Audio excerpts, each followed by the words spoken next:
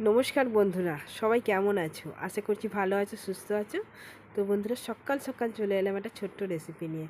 আলু সোয়াবিনের তরকারি কিভাবে আমি বানাই বাড়িতে, সেটাই তোমাদের সাথে শেয়ার করতে চলে এলাম। এটা প্রত্যেকের বাড়িতে সপ্তাহে একদিন হয়েই থাকে, তো আমার বাড়িতেও হয়, সেটাই তোমাদের সাথে শেয়ার করতে চলে এলাম আমার বাড়িতে কীভাবে বানাই। তো বন্ধুরা, তোমরা প্রথম থেকে শেষ পর্যন্ত সঙ্গে থাকো, আশা করছি তোমাদের রেসিপিটা ভালো লাগবে। তো বন্ধুরা দেখো, এই বাটিটার মধ্যে আমি হাফ বাটির মতো সোয়াবিন আর এখানে 250 মতো আলু কেটে নিয়েছি, আর এখানে আদা রসুনের বাটা, একটা বড় মাপের পেঁয়াজ, আর দুটো টমেটো মাঝারি মাপের, আর 4-5টা কাঁচা লঙ্কা। এগুলো আমি কেটে একদম পরিষ্কার করে ধুয়ে রেডি করে নিয়েছি। তো চলো এবার আমি আলু সোয়াবিনের তরকারিটা বানিয়ে ফেলি। তো কীভাবে বানাচ্ছি তোমরা সবাই সঙ্গে থাকো, আশা করছি তোমাদের সবারই ভালো লাগবে। তো দেখো, কড়াটা গ্যাসটাকে অন করে আমি কড়াটা বসিয়ে দিয়েছি গ্যাসের মধ্যে। তো তারপরে দেখো, কড়াটাও গরম হয়ে গেছে, তার মধ্যে তেল দিয়ে, তেলও গরম হয়ে গেছে। এর মধ্যে আমি এই যে ধুয়ে পরিষ্কার করে রাখা সোয়াবিন। তো বন্ধুরা, আমি সোয়াবিনটা না 10 মিনিট আগে আমি ভিজিয়ে রেখেছিলাম। তো 10 মিনিট হওয়ার পর বেশ করে হাতে করে চেপে চেপে জলগুলোকে বের করে নিয়েছি। দেখো একবারে ঝুরঝুরে হয়ে গেছে। তো তারপরে এটা ভেজে নিচ্ছি আমি তেলে। তো হালকা আঁচে আঁচে ভাজবো আমি এটা। তো তারপরে এর মধ্যে দেখো একটু নুন দিয়ে দিলাম।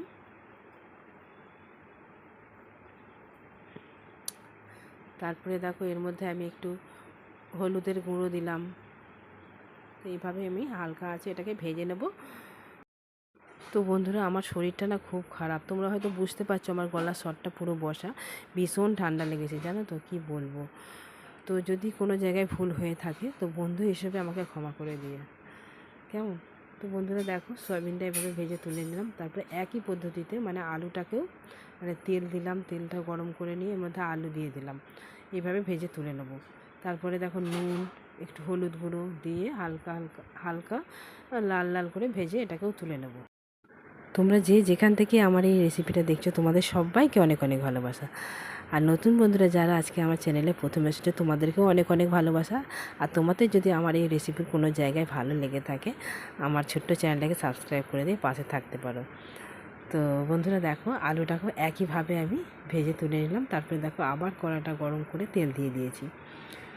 তো চলো এবার, তো তার মধ্যে এবার দেখো আমি একটু চিনি দিয়ে দিলাম, তেজপাতা। তো একে একে এইভাবে আমি সব কিছু দিয়ে দেবো। তারপরে দেখো পেঁয়াজটাকে একটু লাল লাল করে ভেজে নেব। দেখো মোটামুটি লাল লাল করে ভাজাও হয়ে গেছে আমার পেঁয়াজটা। তারপরে আদা রসুনের বাটাটা দিয়ে দিলাম। তারপরে একটু হলুদ 1 চামচ মতো দিলাম। তারপরে এর মধ্যে আমি দেবো আবার জিরে গুঁড়ো, জিরে ধনে একসাথে আমি পেস্ট করে রাখি বাড়িতেই, তো সেটাই দিয়ে দিলাম। মনে হলো যেন হলুদটা কম হয়েছে, সেই জন্য আর 1 চামচ দিয়ে দিলাম। তারপরে এর মধ্যে একটু জল দিয়ে দিলাম। তো এবার ভালো করে মশলাটা কষে নেব। আর একটু কাশ্মীরি লঙ্কাও দিয়ে দিলাম। আর আমি গুঁড়ো লঙ্কা ব্যবহার করি না, তোমরা জানো, আমার রেসিপিগুলো যারা যারা দেখো তোমরা জানো। তারপরে দেখো এর মধ্যে আমি কাঁচা লঙ্কা আর টমেটোটাও দিয়ে দিলাম। এটা ভালো করে এবার ভেজে নেব। দেখো মোটামুটি কষা হয়ে গেছে এর মধ্যে। তারপরে এর মধ্যে দেখো সোয়াবিনটাও দিয়ে দিলাম। তারপরে আলু, সব কিছু একবারে দিয়ে দিলাম। দিয়ে এটাকে ভালো করে একটু কষে নেব 10 মিনিট ধরে।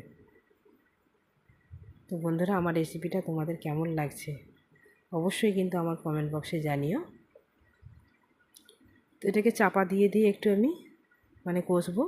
চাপা দিয়ে দিয়ে কষলে কী হয় বলো তো, বেশ তাড়াতাড়ি একটু জলটাও শুকায়, বেশ ভালো হয়, তাই না? আমি তো বেশিরভাগ টাইম এইভাবেই চাপা দিয়েই রান্না করি। আলুটাও সেদ্ধ হয়ে যাবে, জলটাও মরে যাবে তাড়াতাড়ি, তরকারিটাও তাড়াতাড়ি হয়ে যাবে। তো এইভাবেই আমি রান্না করি, জানো। তো দেখো মোটামুটি আলুটা সেদ্ধও হয়ে এসেছে আমার। তারপরে দেখো এর মধ্যে আমি এবার দিয়ে দেবো প্রয়োজন মতো, যতটা জল লাগবে ততটা আমি জল আবার দিয়ে দেবো। এইভাবে যদি বাড়িতে আলু সয়াবিনের তরকারি করো, সত্যি মাছ মাংসকে হার মানিয়ে দেবে। আর কিছু লাগবে না, এরকম একটা যদি তরকারি থাকে, এক তরকারিতেই ভাত খাওয়া হয়ে যাবে। তো দেখো কি সুন্দর কালারটা লাগছে। তো তারপরে মনে হলো যেন আমার নুনের পরিমাণটা কম হয়েছে, সেই জন্য একটু নুন দিয়ে দিলাম।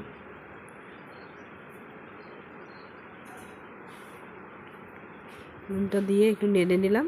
তারপরে এটাকে আমি 5-6 মিনিটের জন্য চাপা দিয়ে রাখবো। ততক্ষণ ফুটুক, তারপরে আমি 5-6 মিনিট পর আবার আসছি। দেখো 5-6 মিনিট পর আবার চলে এসেছি। দেখেছো আমার আলু সোয়াবিনের তরকারি একদম রেডি হয়ে গেছে। তো তারপরে একটু হালকা গরম মশলা দিয়ে দিলাম।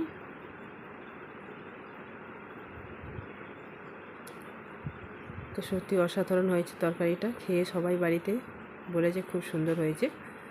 তো তোমাদের কেমন লেগেছে অবশ্যই আমার কমেন্ট বক্সে জানিও।